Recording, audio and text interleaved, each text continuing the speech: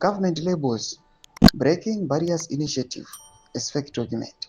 Zanabina mashoko, this document circulated pa social media rinoonekwa kunzi aiwa document rinoonekwa kunzi riri kuda kuchinja mutemo kana kuti constitution kweamenda kuti isute zvigananda.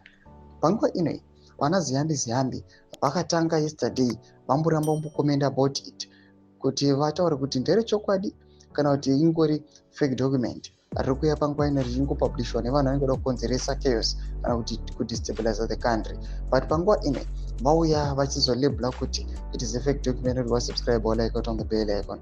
Divina mapatriots vamudanyora chiti the government has dismissed the circulating breaking barriers initiative document as fake and unauthorized.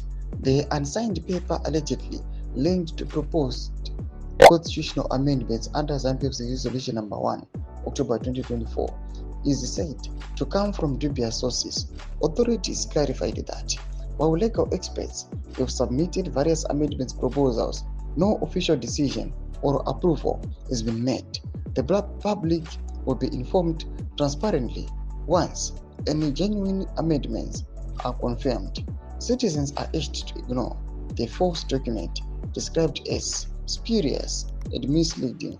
Ndo developments aripo muZimbabwe. Tiona government panguva ino yauya ikazvi distance yakati aiwa iti document datirizivi effect document iri panguva ino iri kuonekwa kunzi document nosvikana kunzi rakakraftiwa panguva ino kuti riamende mutemo, riamende the constitution, vaite zvavanoda vakomana veZANU-PF. Mashoko arinyasobuda pachena ari kuonekwa kunzi yes, panguva ino they might label it fake kana unconstitutional, but chokwadi tinochiziva zviri kuda nezvigananda chese inozviziva kuti they want to attain life presidency. Vauda vanoramba varipo in power kusvika nyika yeZimbabwe yaondomoka kusvika pazero.